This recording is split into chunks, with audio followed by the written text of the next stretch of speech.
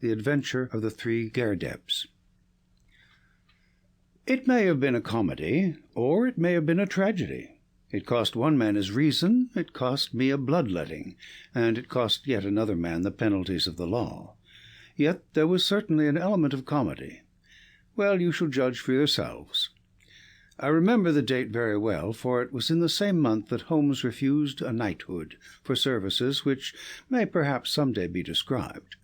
I only refer to the matter in passing, for in my position of partner and confidant, I am obliged to be particularly careful to avoid any indiscretion. I repeat, however, that this enables me to fix the date, which was the latter end of June 1902, shortly after the conclusion of the South African War. Holmes had spent several days in bed, as was his habit from time to time, but he emerged that morning with a long foolscap document in his hand and a twinkle of amusement in his austere grey eyes.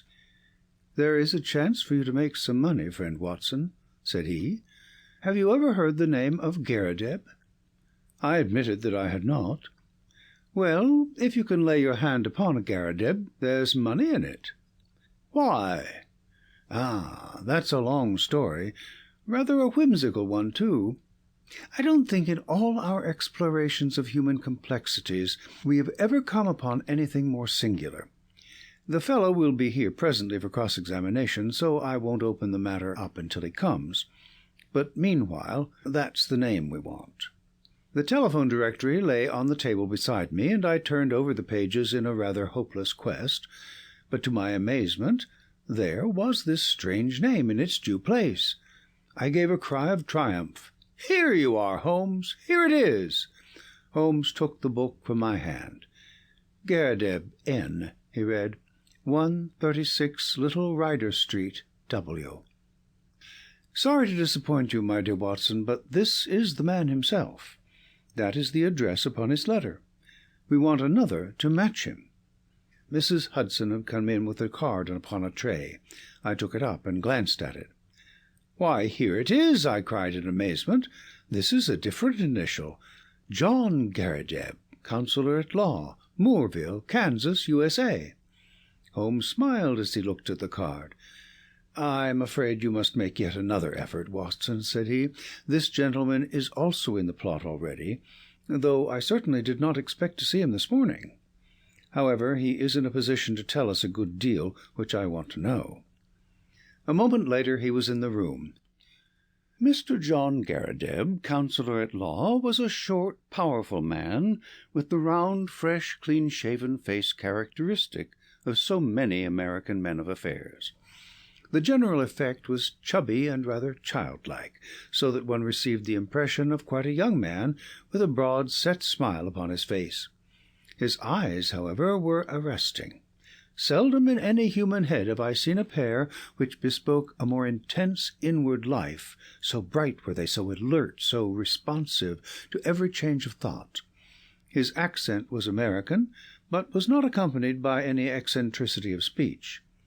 "Mr. Holmes?" he asked, glancing from one to the other. "Ah, yes. Your pictures are not unlike you, sir, if I may say so. I believe you have had a letter from my namesake, Mr. Nathan Garrideb, have you not?" "Pray sit down," said Sherlock Holmes. "We shall, I fancy, have a good deal to discuss." He took up his sheets of foolscap. "You are, of course, the Mr. John Garrideb mentioned in this document, but surely you have been in England some time?" "Why do you say that, Mr. Holmes?" I seemed to read sudden suspicion in those expressive eyes. "Your whole outfit is English." Mr. Garrideb forced a laugh. "I've read of your tricks, Mr. Holmes, but I never thought I would be the subject of them. Where do you read that?" "The shoulder cut of your coat, the toes of your boots. Could anyone doubt it?" Well, I had no idea I was so obvious a Britisher. But business brought me over here some time ago, and so, as you say, my outfit is nearly all London. However, I guess your time is of value, and we did not meet to talk about the cut of my socks. What about getting down to that paper you hold in your hand?" Holmes had in some way ruffled our visitor, whose chubby face had assumed a far less amiable expression. "Patience, patience, Mr. Garrideb," said my friend in a soothing voice. "Dr. Watson would tell you that these little digressions of mine sometimes prove in the end to have some bearing on the matter. But why did Mr. Nathan Garrideb not come with you?" "Why did he ever drag you into it at all?" asked our visitor with a sudden outflame of anger. "What in thunder had you to do with it?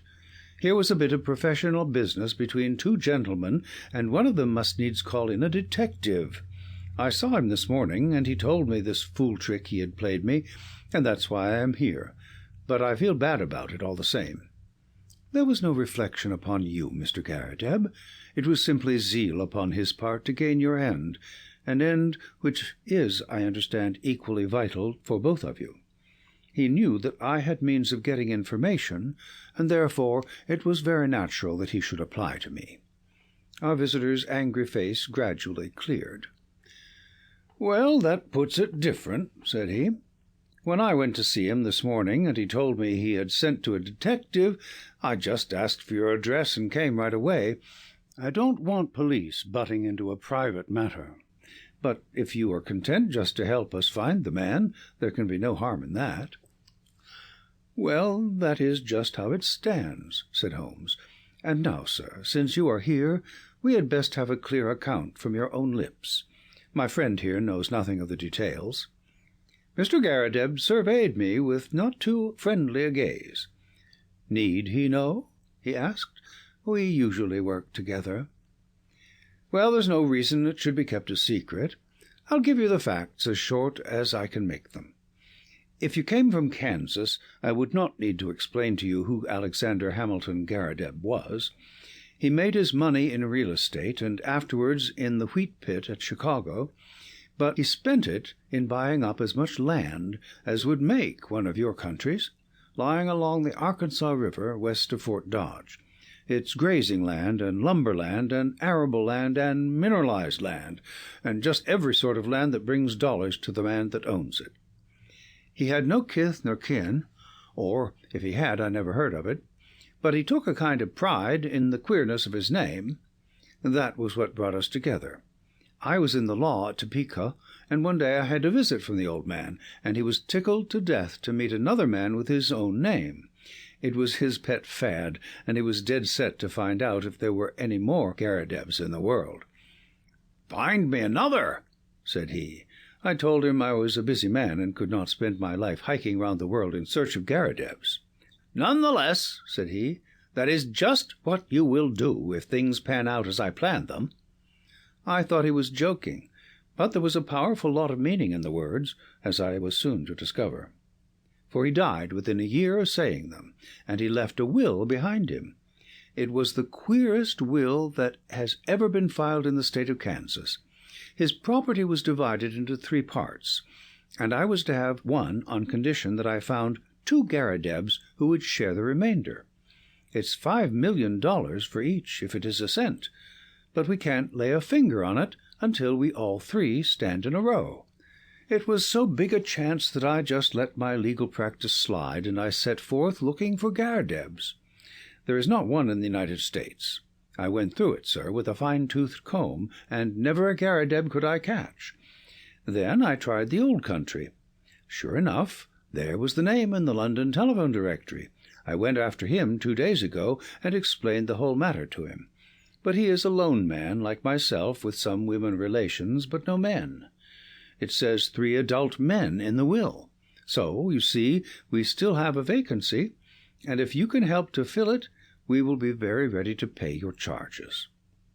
"Well, Watson," said Holmes with a smile, "I said it was rather whimsical, did I not? I should have thought, sir, that your obvious way was to advertise in the agony columns of the papers." "I have done that, Mr. Holmes. No replies." "Dear me. Well, it is certainly a most curious little problem. I may take a glance at it in my leisure.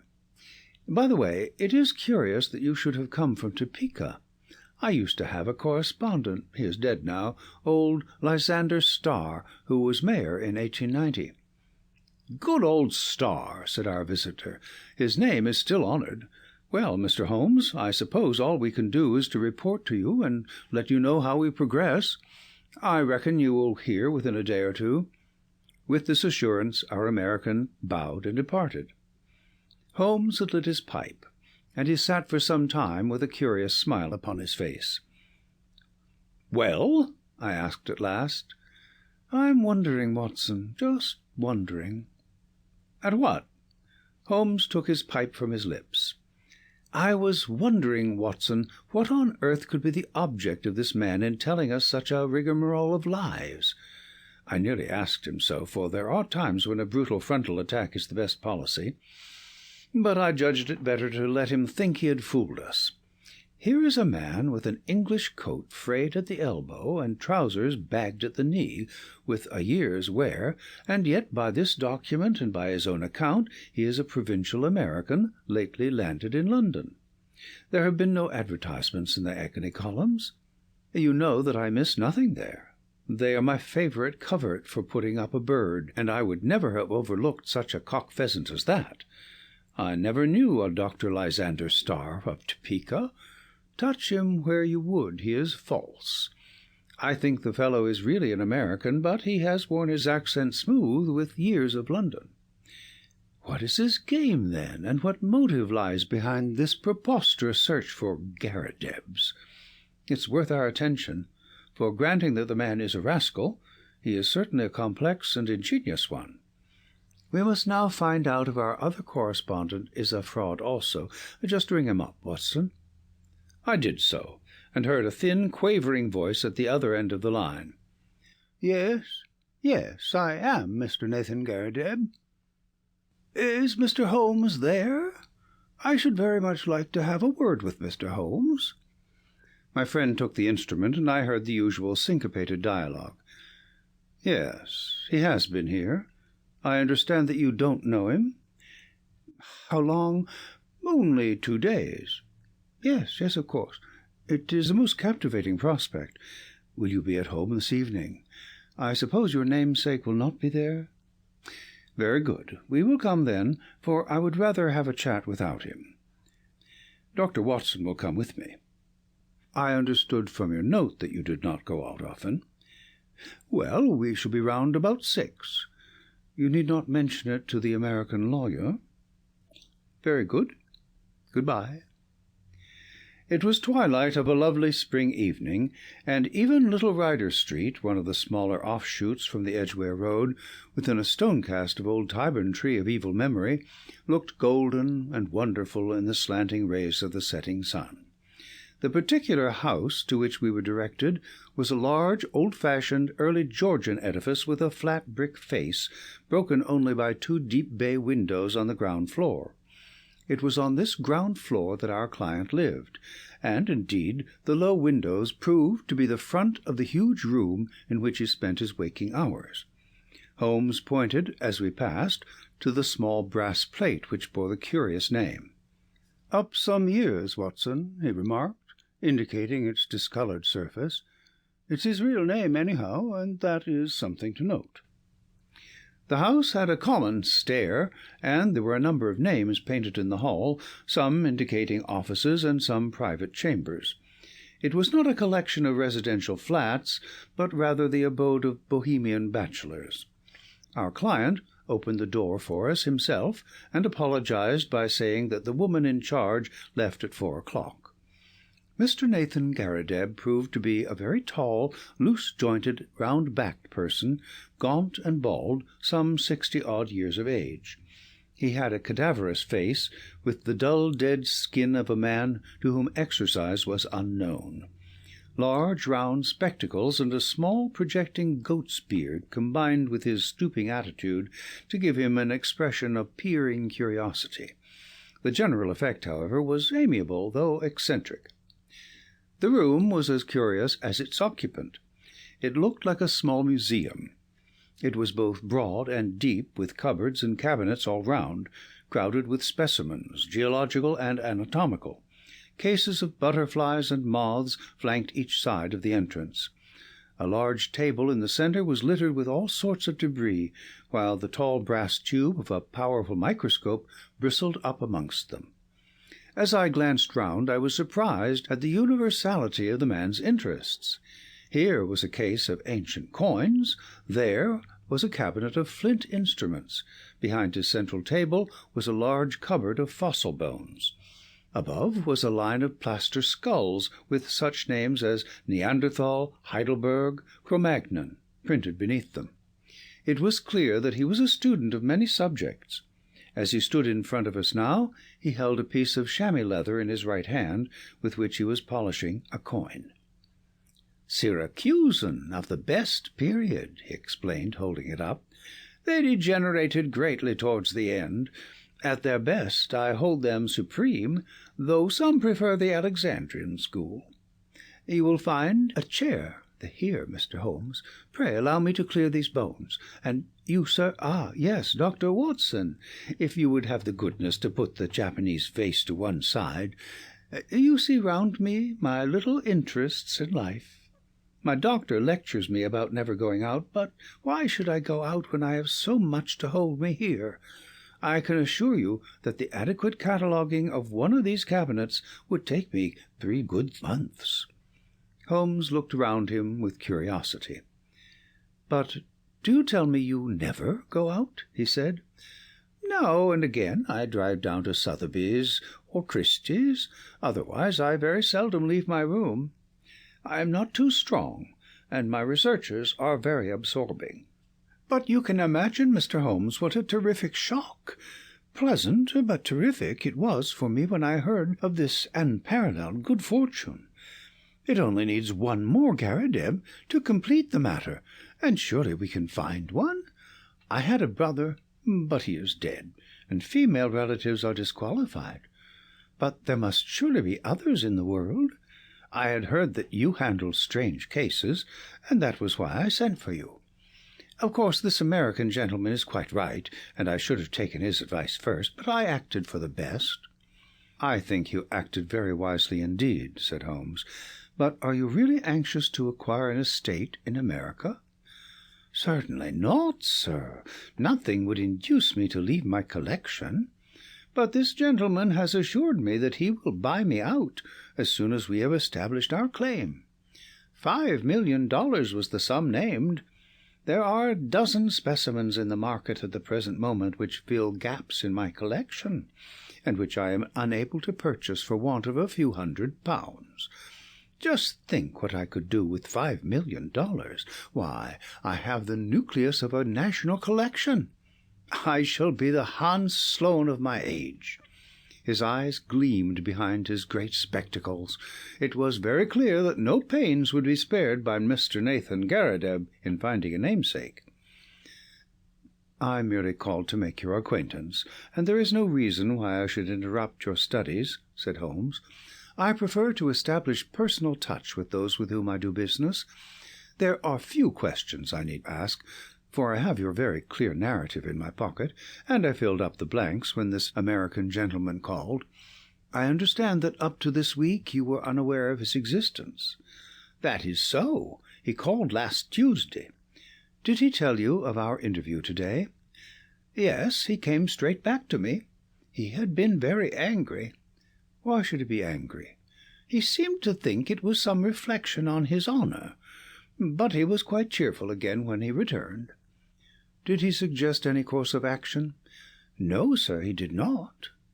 "Has he had or asked for any money from you?" "No, sir, never." "You see no possible object he has in view?" "None, except what he states." "Did you tell him of our telephone appointment?" "Yes, sir, I did." Holmes was lost in thought. I could see that he was puzzled. "Have you any articles of great value in your collection?" "No, sir, I am not a rich man. It is a good collection, but not a very valuable one." "You have no fear of burglars?" "Not the least." "How long have you been in these rooms?" "Nearly 5 years." Holmes's cross-examination was interrupted by an imperative knocking at the door. No sooner had our client unlatched it than the American lawyer burst excitedly into the room. "Here you are," he cried, waving a paper over his head. "I thought I should be in time to get you." Mr. Nathan Garrideb, my congratulations. You are a rich man, sir. Our business is happily finished, and all is well. As to you, Mr. Holmes, we can only say we are sorry if we have given you any useless trouble." He handed over the paper to our client, who stood staring at a marked advertisement. Holmes and I leaned forward and read it over his shoulder. This is how it ran: Howard Garrideb, constructor of agricultural machinery. Binders, reapers' steam and hand plows, drills, harrows, farmers' carts, buckboards, and all other appliances. Estimates for artesian wells. Apply Grosvenor Buildings, Aston. "Glorious!" gasped our host. "That makes our third man." "I had opened up inquiries in Birmingham," said the American, "and my agent there has sent me this advertisement from a local paper. We must hustle and put the thing through. I have written to this man and told him that you will see him in his office tomorrow afternoon at 4:00. "You want me to see him?" "What do you say, Mr. Holmes? Don't you think it would be wiser? Here am I, a wandering American with a wonderful tale. Why should he believe what I tell him? But you are a Britisher with solid references, and he is bound to take notice of what you say. I would go with you if you wished, but I have a very busy day tomorrow, and I could always follow you if you are in any trouble." "Well, I have not made such a journey for years." "It is nothing, Mr. Garrideb. I have figured out your connections. You leave at 12 and should be there soon after 2. Then you can be back the same night. All you have to do is to see this man, explain the matter, and get an affidavit of his existence. By the Lord," he added hotly, "considering I've come all the way from the centre of America, it is surely little enough if you go 100 miles in order to put this matter through." "Quite so," said Holmes. "I think what this gentleman says is very true." Mr. Nathan Garrideb shrugged his shoulders with a disconsolate air. "Well, if you insist, I shall go," said he. "It is certainly hard for me to refuse you anything, considering the glory of hope that you have brought into my life." "Then that is agreed," said Holmes, "and no doubt you will let me have a report as soon as you can." "I'll see to that," said the American. "Well," he added, looking at his watch, "I'll have to get on. I'll call tomorrow, Mr. Nathan, and see you off to Birmingham. Coming my way, Mr. Holmes? Well, then, good-bye, and we may have good news for you tomorrow night." I noticed that my friend's face cleared when the American left the room, and the look of thoughtful perplexity had vanished. "I wish I could look over your collection, Mr. Garrideb," said he. "In my profession, all sorts of odd knowledge comes useful, and this room of yours is a storehouse of it." Our client shone with pleasure, and his eyes gleamed from behind his big glasses. "I had always heard, sir, that you were a very intelligent man," said he. "I could take you round now if you have the time." "Unfortunately, I have not. But these specimens are so well labelled and classified that they hardly need your personal explanation. If I should be able to look in tomorrow, I presume that there would be no objection to my glancing over them." "None at all. You are most welcome. The place will, of course, be shut up, but Mrs. Saunders is in the basement up to 4:00, and would let you in with her key." "Well, I happen to be clear tomorrow afternoon. If you would say a word to Mrs. Saunders, it would be quite in order. By the way, who is your house agent?" Our client was amazed at the sudden question. "Holloway and Steele, in the Edgware Road, but why?"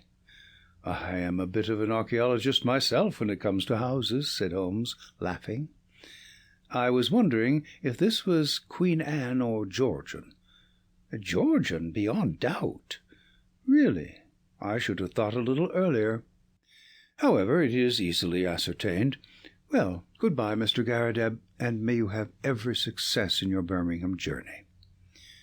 The house agent's was close by, but we found that it was closed for the day, so we made our way back to Baker Street. It was not till after dinner that Holmes reverted to the subject. "Our little problem draws to a close," said he. "No doubt you have outlined the solution in your own mind." "I can make neither head nor tail of it." "The head is surely clear enough, and the tail we should see tomorrow. Did you notice nothing curious about that advertisement?" "Oh, I saw that the word plough was misspelt." "Oh, you did notice that, did you? Come, Watson, you improve all the time." Yes, it was bad English, but good American. The printer had set it up as received. Then the buckboards, that is American also, and artesian wells are commoner with them than with us. It was a typical American advertisement, but purporting to be from an English firm. What do you make of that? "I can only suppose that this American lawyer put it in himself. What his object was, I fail to understand." "Well, there are alternative explanations. Anyhow, he wanted to get this good old fossil up to Birmingham. That is very clear. I might have told him that he was clearly going on a wild-goose chase, but on second thoughts it seemed better to clear the stage by letting him go. Tomorrow, Watson. Well, tomorrow will speak for itself." Holmes was up and out early. When he returned at lunch-time, I noticed that his face was very grave. "This is a more serious matter than I had expected, Watson," said he. "It is fair to tell you so, though I know it will only be an additional reason to you for running your head into danger. I should know my Watson by now, but there is danger, and you should know it." "Well, it is not the first we have shared, Holmes. I hope it may not be the last. What is the particular danger this time?" "We are up against a very hard case. I have identified Mr. John Garrideb, counsellor at law. He is none other than Killer Evans, of sinister and murderous reputation." "I fear I am none the wiser." "Ah, it is not part of your profession to carry about a portable Newgate calendar in your memory. I have been down to see friend Lestrade at the Yard. There may be an occasional want of imaginative intuition down there, but they lead the world for thoroughness and method. I had an idea that we might get on the track of our American friend in their records. Sure enough, I found his chubby face smiling up at me from the Rogues' Portrait Gallery. James Winter, alias Moorcraft, alias Killer Evans, was the inscription below. Holmes drew an envelope from his pocket. I scribbled down a few points from his dossier. Aged 44, native of Chicago, known to have shot 3 men in the States, escaped from penitentiary through political influence, came to London in 1893, shot a man over cards in a nightclub in the Waterloo Road in January 1895. Man died, but he was shown to have been the aggressor in the row. Dead man was identified as Roger Prescott, famous as forger and coiner in Chicago. Killer Evans, released in 1901, has been under police supervision since, but so far as known, has led an honest life. A very dangerous man. Usually carries arms and is prepared to use them. That is our bird, Watson, a sporting bird, as you must admit." "But what is his game?" "Well, it begins to define itself. I have been to the house agents. Our client, as he told us, has been there 5 years. It was unlet for a year before then. The previous tenant was a gentleman at large named Waldron. Waldron's appearance was well remembered at the office. He had suddenly vanished, and nothing more had been heard of him. He was a tall, bearded man with very dark features. Now, Prescott, the man whom Killer Evans had shot, was, according to Scotland Yard, a tall, dark man with a beard. As a working hypothesis, I think we may take it that Prescott, the American criminal, used to live in the very room which our innocent friend now devotes to his museum. So at last we see a link, you see." "And the next link?" "Well, we must go now and look for that." He took a revolver from the drawer and handed it to me. "I have my old favorite with me. If our Wild West friend tries to live up to his nickname, we may be ready for him. I'll give you an hour for a siesta, Watson, and then I think it will be time for our Ryder Street adventure." It was just 4 o'clock when we reached the curious apartment of Nathan Garrideb. Mrs. Saunders, the caretaker, was about to leave, but she had no hesitation in admitting us, for the door shut with a spring lock, and Holmes promised to see that all was safe before we left. Shortly afterwards the outer door closed, her bonnet passed the bow window, and we knew that we were alone in the lower floor of the house. Holmes made a rapid examination of the premises. There was one cupboard in a dark corner which stood out a little from the wall. It was behind this that we eventually crouched, while Holmes in a whisper outlined his intentions. He wanted to get our amiable friend out of his room. That is very clear. And as the collector never went out, it took some planning to do it. The whole of this Garrideb invention was apparently for no other end. I must say, Watson, that there is a certain devilish ingenuity about it, even if the queer name of the tenant did give him an opening which he could hardly have expected. He wove his plot with remarkable cunning. But what did he want? Well, that is what we are here to find out. It has nothing whatever to do with our client, so far as I can read the situation. It is something connected with the man he murdered, the man who may have been his confederate in crime. There is some guilty secret in the room. That is how I read it. At first I thought our friend might have something in his collection more valuable than he knew, something worth the attention of a big criminal. But the fact that Roger Prescott of evil memory inhabited these rooms points to some deeper reason. Well, Watson, we can but possess our souls of patience and see what the hour may bring. That hour was not long in striking. We crouched closer in the shadow as we heard the outer door open and shut. Then came the sharp metallic snap of a key, and the American was in the room. He closed the door softly behind him, took a sharp glance around him to see that all was safe, threw off his overcoat, and walked up to the central table with the brisk manner of one who knows exactly what he has to do and how to do it. He pushed the table to one side, tore up the square of carpet on which it rested, rolled it completely back, and then, drawing a jemmy from his inside pocket, he knelt down and worked vigorously upon the floor. Presently we heard the sound of sliding boards, and an instant later a square had opened in the planks. Killer Evans struck a match, lit a stump of candle, and vanished from our view. Clearly our moment had come. Holmes touched my wrist as a signal, and together we stole across to the open trap-door. Gently as we moved, however, the old floor must have creaked under our feet, for the head of our American, peering anxiously round, emerged suddenly from the open space. His face turned upon us with a glare of baffled rage, which gradually softened into a rather shamefaced grin as he realized that 2 pistols were pointed at his head. "Well, well," said he, coolly, as he scrambled to the surface, "I guess you have been one too many for me, Mr. Holmes. Saw through my game, I suppose, and played me for a sucker from the first. Well, sir, I hand it to you. You have me beat, and in an instant he had whisked out a revolver from his breast and had fired 2 shots.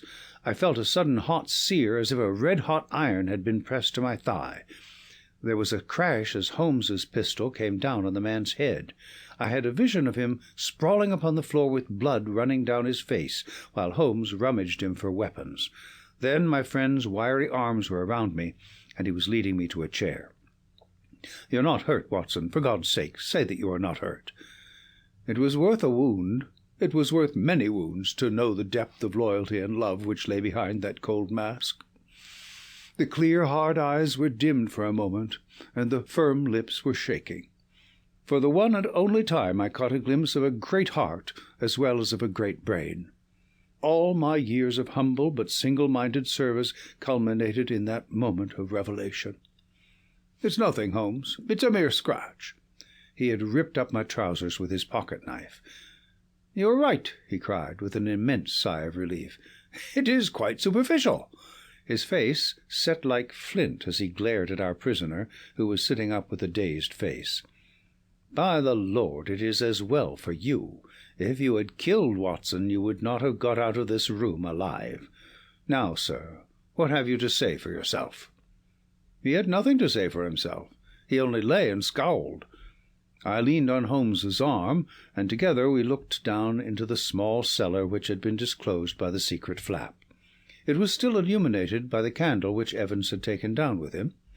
our eyes fell upon a mass of rusted machinery, great rolls of paper, a litter of bottles, and, neatly arranged upon a small table, a number of neat little bundles. "A printing press, a counterfeiter's outfit," said Holmes. "Yes, sir," said our prisoner, staggering slowly to his feet and then sinking into the chair.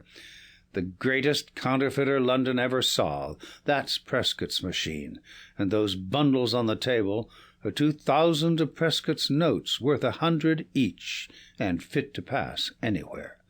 Help yourselves, gentlemen. Call it a deal, and let me beat it." Holmes laughed. "We don't do things like that, Mr. Evans. There is no bolt-hole for you in this country. You shot this man Prescott, did you not?" "Yes, sir, and got 5 years for it, though it was he who pulled on me." 5 years, when I should have had a medal the size of a soup plate. No living man could tell a Prescott from a Bank of England, and if I hadn't put him out, he would have flooded London with them. I was the only one in the world who knew where he made them. Can you wonder that I wanted to get to the place? And can you wonder that when I found this crazy boob of a bug hunter with the queer name squatting right on top of it and never quitting his room, I had to do the best I could to shift him. Maybe I would have been wiser if I had put him away. It would have been easy enough, but I'm a soft-hearted guy that can't begin shooting unless the other man has a gun also. But say, Mr. Holmes, what have I done wrong, anyhow? I've not used this plant. I've not hurt this old stiff. Where do you get me?" "Only attempted murder, so far as I can see," said Holmes. "But that's not our job. They take that at the next stage. What we wanted at present was just your sweet self. Please give the Yard a call, Watson. It won't be entirely unexpected." So, those were the facts about Killer Evans and his remarkable invention of the 3 Garridebs. We heard later that our poor old friend never got over the shock of his dissipated dreams. When his castle in the air fell down, it buried him beneath the ruins. He was last heard of at a nursing home in Brixton.